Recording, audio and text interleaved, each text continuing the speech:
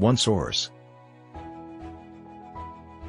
Microsoft launched Office 365 based on a cloud-based subscription, and it offers more than any other products. How to protect your remote workers with Office Cloud Policy Service. The Office Cloud Policy Service enables you to apply policy settings for Office 365 apps for enterprise on a user's device. You should create policy configuration creation, and you also need to select policy management.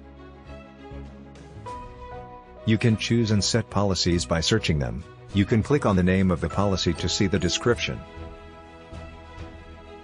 After deploying OCPS policies, you can enable Security Policy Advisor to get insights.